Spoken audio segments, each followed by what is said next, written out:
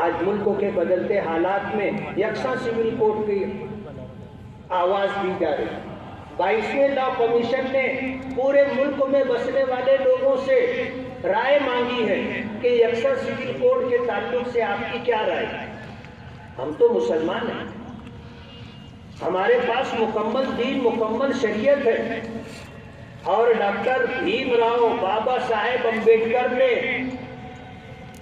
اس team کی قیادت کرتے ہوئے، جس میں جمعیت علماء کے ذمہ داران بھی شامل تھے، پورے ملک سے 222 یا کتنے افراد اس کمیٹی میں تھے جنہوں نے اس ملک کو سنویدھان دیا ہے، دستور دیا ہے، آئین دیا ہے۔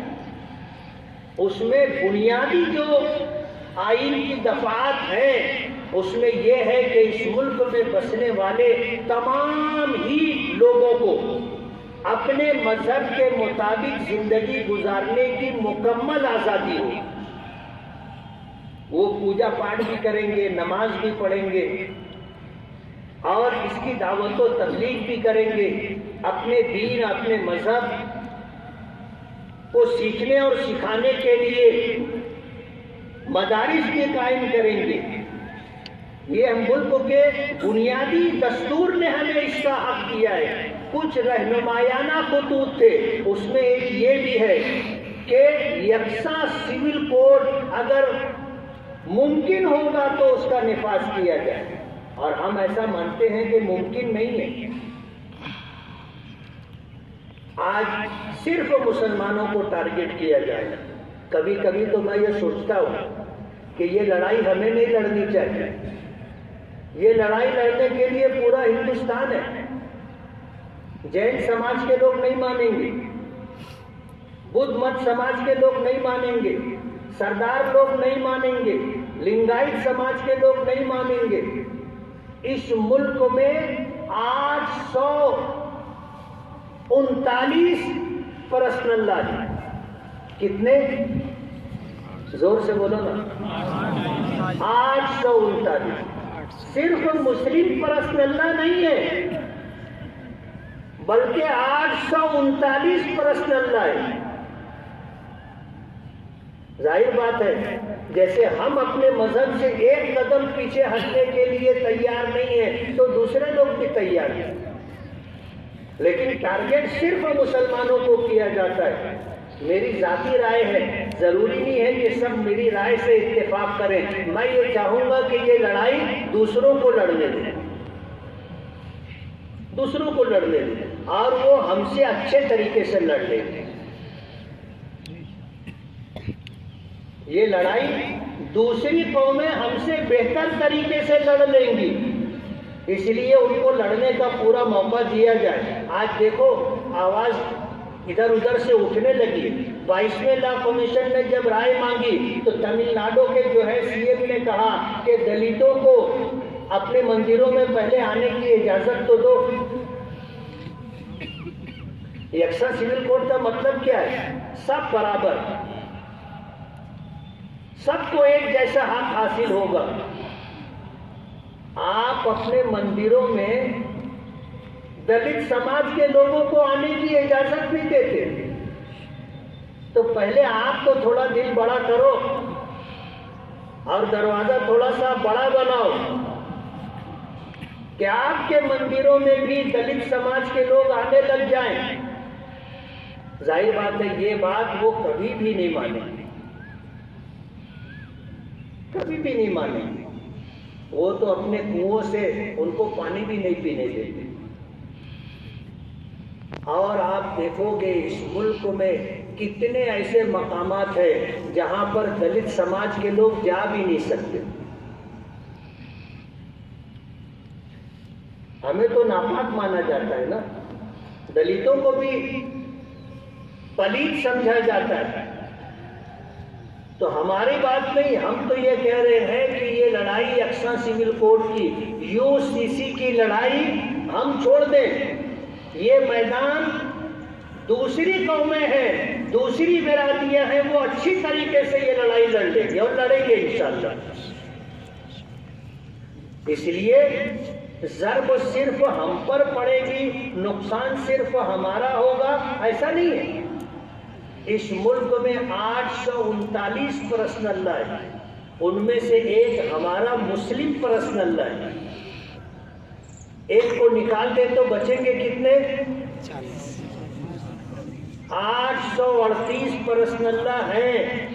وہ لوگ بھی ایک قدم پیچھے ہٹنے کے لیے تیار نہیں ہوں گے۔ تو یہ دیوانے کا خواب ہے جو آج اس ملک میں دیوانے لوگ دیکھ رہے ہیں، جو ہونے والا نہیں۔ یہ خواب کبھی شرمندہ تعبیر نہیں ہوگا۔ اس لیے ہمیں فکر ہے، اس لیے کہ ہمارے پاس مکمل دین و شریعت ہے، لیکن اطمینان رکھیں اس ملک میں یکساں سول کوڈ کبھی بھی نہیں آ سکتا۔ یہ صرف مسلمانوں کو ٹارگٹ کر کے انہیں پریشان کرنے کی کوشش کی جا رہی ہے۔ آپ دیکھ لو، موب لنچنگ کے نام پر کس کو مارا جاتا ہے؟ مسلمانوں کو۔ اتر کاشی میں مسلمانوں کو دکانیں ختم کرو، کاروبار ختم کرو۔ ہماچل سے مسلمانوں کو بھگانے کی بات کی جا رہی ہے، 1 مہینے کا موقع دیا گیا۔ یہ صرف ہمارے خلاف۔ ہم اگر اس معاملے میں تھوڑا سوجھ بوجھ کے ساتھ اپنے اکابرین اور بزرگوں کے بتائے ہوئے پروگرام کے مطابق چلیں گے تو انشاءاللہ ہمیں کم سے کم نقصان ہوگا۔ اور یہ لڑائی لڑنے والے بہت سارے لوگ ہیں، پرسنل اللہ سب کا ہے نا، صرف مسلم پرسنل اللہ ہے ایسا نہیں ہے۔ اس لیے ہمیں اس میں پریشان ہونے کی ضرورت نہیں، لیکن بیدار رہنا ہوگا، جاگرت رہنا ہوگا، اور اپنے اکابرین اور بزرگوں کے بتائے ہوئے طریقے پر ہمیں آگے بڑھنا ہوگا۔ آج اس ملک میں نفرت کا ماحول پیدا کیا جائے، انگریزوں کا طریقہ کار کے لڑاؤ بانٹو، نفرت اور دشمنیاں پیدا کرو اور حکومت کرو۔ آج ملک میں وہی سب کچھ کیا جائے، نفرت کا ماحول پیدا کیا جائے، فرقہ وارانہ ماحول پیدا کیا جا رہا ہے، اور صرف مسلمانوں کو ٹارگٹ کیا جا رہا ہے۔ آپ کو مایوس ہونے کی ضرورت نہیں ہے۔ اس سے برے برے حالات تاریخ اٹھا کر کے آپ دیکھو گے تو آئے اور چلے گئے۔ اس ملک میں آپ اگر دیکھو گے تو 2 شخصیتوں کا ہندوستان کے مسلمانوں پر بہت بڑا احسان۔ ایک حضرت مجدد الفسانی رحمت اللہ علیہ، کہ جب اکبر بادشاہ، مغل بادشاہ اکبر جب اس ملک میں آیا، ملک میں بادشاہ بنا، تو اس کی بادشاہت جب تخت پر بیٹھا تو 865 سال ہو چکے تھے حضور پاک صلی اللہ علیہ وسلم کی بعثت پر۔ تو یہاں کے کچھ لوگوں نے اس کو اس بات پر آمادہ کیا کہ جب 1000 سال پورا ہوتا ہے تو مذہب جو ہوتا ہے وہ ختم ہو جاتا ہے، ایک نئے مذہب کی شروعات ہوتی۔ اس لیے اسلام مذہب پر 865 سال گزر گئے ہیں، اب جو 35 سال باقی ہے اس میں ایسا کوئی دین اور مذہب بنا لینا چاہیے کہ 1000 سال مکمل ہونے کے بعد وہ نیا دین اور نیا مذہب شروع ہو جائے۔ میں یہ بات بہت اعتماد کے ساتھ کہہ رہا ہوں۔ مغل بادشاہوں سے ہماری کوئی رشتہ داری نہیں ہے، ہمارا ان سے کوئی لینا دینا نہیں ہے۔ آج ان کی تصویروں کو لے کر کے جس طرح کے حالات پیدا کیے جا رہے ہیں، ہمیں ان سے کوئی مذہبی طور پر عقیدت نہیں ہے۔ وہ ایک بادشاہ تھے، آج ان بادشاہوں میں سے کسی بادشاہ کی تصویر اگر کسی کے پاس مل جاتی ہے، جیسے کولہاپور ہے، لاتور ہے، کسی کے پاس اورنگزیب کی تصویر مل گئی، اس کے اوپر کیس بنا دیا گیا۔ تو کیا کسی بادشاہ کی تصویر رکھنا ملک کے قانون کے اعتبار سے کیا یہ گناہ ہے؟ بابا صاحب امبیڈکر نے جو قانون سنویدھان دیا اس میں کہیں بھی یہ نہیں لیکن مغل بادشاہوں کو اس طرح شو کیا جاتا ہے جیسے ملک کے موجودہ مسلمان ان کے رشتہ دار ہیں۔ اکبر بادشاہ کو لوگوں نے ورغلایا تو اس نے دین الہی کی ایجاد کی، اسلام ختم کرنا ہے اور دین الہی لانا ہے۔ اللہ نے مجدد الفسانی رحمت اللہ علیہ کو پیدا کیا، جنہوں نے کھڑے ہو کر کے اکبر بادشاہ کے دین کی مخالفت کی اور اسلام رہے اس کے لیے جو جدوجہد اور کوشش کی ہے وہ تاریخ کا ایک حصہ ہے۔ اگر مجدد الف ثانی، الف کہتے ہیں ہزار کو، 1000 سال پورے ہو گئے، ثانی کہتے ہیں دوسرا 1000 سال شروع ہوا، مجدد کہتے ہیں دین کو نئی زندگی دینے والا۔ تو انہوں نے دین کو، مذہب اسلام کو نئی زندگی دی، اس کی بقا کے لیے، اس کی حفاظت کے لیے پوری کوشش کی۔ ایک طرف پوری حکومت تھی اکبر بادشاہ کی اور ایک طرف تنہا خواجہ احمد سرہندی رحمت اللہ علیہ، اور ان کی کوششوں اور ان کی تحریک کو دیکھ کر کے ان کو مجدد کا لقب دیا گیا، مجدد الف ثانی۔ دوسرے 1000 سال کے شروع میں انہوں نے دین کو جو نئی زندگی دی تھی، اس لیے ان کو مجدد الف ثانی کہا جاتا ہے۔ زمانہ گزرا، یہ پہلی شخصیت، زمانہ گزرا، ایک موڑ وہ آیا کہ اسلامی عبادات اور سنتیں وہ بہت زیادہ بدعات اور رسومات میں پڑ گئی، سنتیں ختم ہوتی جا رہی تھی، دین نبی کریم صلی اللہ علیہ وسلم کا طریقہ مٹتا جا رہا تھا، بدعات کا عروج ہوتا جا رہا تھا۔ حضرت شاہ ولی اللہ محدث دہلوی رحمت اللہ علیہ نے حدیث پاک کو ہندوستان کے کونے کونے تک پہنچانے کی کوشش کی۔ اگر قرآن ہے، حدیث ہے، تو دین صحیح شکل میں ہمارے پاس رہے گا، ورنہ اور مذہب کے ماننے والوں کی طرح آپ دیکھو گے عجیب و غریب کارنامے ہیں ان کے، ایسے ہی اسلام بھی ہو جاتا۔ شاہ ولی اللہ محدث دہلوی رحمت اللہ علیہ نے